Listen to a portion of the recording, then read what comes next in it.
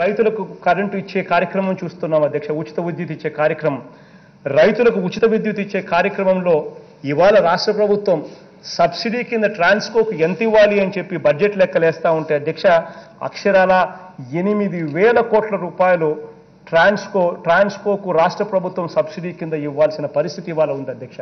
గతంలో చంద్రబాబు నాయుడు గారు ఏ రోజు కూడా ట్రాన్స్కోకు 1,200 కోట్లు 1,500 కోట్లు మించి ఏ రోజు ఇవ్వలేదు కాబట్టి ఆ ట్రాన్స్కో సంస్థలు బయట నుంచి కార్పొరేషన్ అప్పులు తీసుకొని వచ్చి వాళ్ళ అప్పులు పూడుస్తూ వస్తూ ఉన్నారు అధ్యక్ష. ఇది ఇలానే కంటిన్యూ అవుతా ఉంటే రైతులకు ఇక ఉచిత పవర్ ఇచ్చే కార్యక్రమం పూర్తిగా ప్రభుత్వాలు తర్వాత వచ్చే ప్రభుత్వాలు చేతులెత్తేసే పరిస్థితి వస్తుంది అధ్యక్ష. ఈ పరిస్థితి రాకూడదు. రైతులకు ఈ రోజు నేను చేసిన కార్యక్రమాలు మీరు చూస్తే ఉదయం నుంచి 3వ కార్యక్రమం.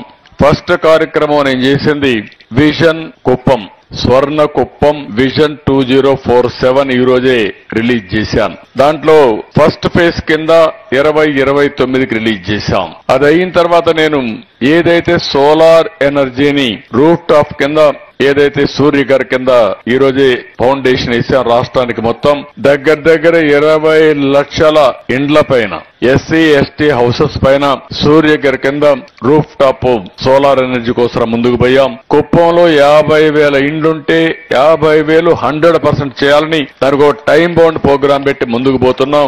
గవర్నమెంట్ ఆఫ్ ఇండియా ఇచ్చే సబ్సిడీ తీసుకుని రెస్కో ద్వారా ఈ కార్యక్రమాన్ని చేసి ప్రతి ఒక్క ఫీడర్ కూడా అవసరమైతే అగ్రికల్చర్ కోసం అక్కడ కూడా కుసుం కింద పెద్ద ఎత్తున సోలార్ ఎనర్జీ పోతున్నాం. దీనికి అవసరమైన బ్యాటరీకి కూడా పోతున్నాం. అంటే కుప్పంలో భవిష్యత్తులో సోలార్ ఎనర్జీ గ్రీన్ ఎనర్జీనే ఉంటుంది. పెట్రోల్ డీజిల్ కూడా వాడడం. దానివల్ల పొల్యూషన్ 100% కంట్రోల్ చేసే పరిస్థితికి వస్తాం. అదే మరి ఐఐటి కాన్పూర్ తో ఒక ఒప్పందం చేసుకున్నాం. జీరో వేస్ట్ కింద ఏది కూడా ఎక్కడ కూడా వేస్ట్ లేకుండా గార్బేజ్ గాని, సాలిడ్ వేస్ట్ మేనేజ్మెంట్ గాని, లిక్విడ్ వేస్ట్ మేనేజ్మెంట్ గాని, లేకపోతే ఇంకొక పక్కన మీరు చూస్తే వాటర్ కన్జర్వేషన్ గాని, ఇలాంటి అన్ని టెక్నాలజీస్ అన్ని తీసుకుని వారితో కూడా వర్కౌట్ చేస్తున్నాం. ఇక్కడికి వచ్చినప్పుడు నేచురల్ ఫార్మింగ్ వచ్చాం. ఈ 3 గాని పర్ఫెక్ట్ గా చేస్తే ఇక్కడ హాస్పిటల్స్ సంఖ్య తగ్గిపోయే పరిస్థితి వస్తుంది. ఆరోగ్యం ఆటోమేటిక్ గా మెరుగుపడే పరిస్థితి వస్తుంది. ఎందుకంటే మనం తినేదంతా కూడా అడల్టరేటెడ్ ఫుడ్ తింటున్నాం. మనం పీల్చే గాలంతా ఎక్కడికక్కడ పొల్యూటెడ్ ఎయిర్ తీసుకునే పరిస్థితికి వచ్చాం. అనేక సమస్యలు వస్తున్నాయి. అందుకే ఈ నియోజకవర్గాన్ని ఒక ఆదర్శంగా చేయడం కోసం, ఒక మోడల్ నియోజకవర్గంగా చేయడం కోసం నేను ఈ కార్యక్రమాలు చేపట్టాను. I'm very happy. ఈ రోజు ఇక్కడ కాడా స్పెషల్ ఆఫీసర్ కూడా ఒక 15,000 మందికి ఎంప్లాయ్మెంట్ క్రియేట్ చేసే విధంగా అగ్రిమెంట్స్ కూడా చేశారు. రాబోయే రోజుల్లో టూరిజం అయితే పెద్ద ఎత్తున మనం ప్రమోట్ చేసే అవకాశాలు వస్తాయి.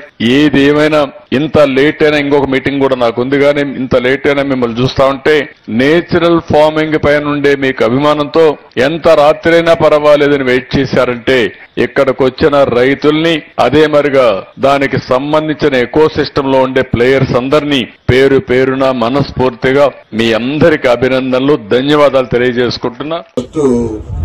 గవర్నమెంట్ అధికారంలోకి వచ్చిన తర్వాత సాంబశివరావు గారు దాదాపు ఎక్కడైతే పచ్చూరు ప్రాంతంలో ఉన్న లో వోల్టేజీలో ఉందో ఆ గ్రామాలన్నింటికి కూడా 33/11 kV సబ్స్టేషన్ కావాలని చెప్పి నా దృష్టికి తీసుకురావడం జరిగిందనమాట. దాంట్లో భాగంగా మొట్టమొదటి సబ్స్టేషన్ మన గ్రామంలో ఇవాళ శంకుస్థాపన చేయడం జరిగింది. దాదాపు 2,80 లక్షల రూపాయలతో ఈ సబ్స్టేషన్ మనం ఇవాళ శంకుస్థాపన చేశాం.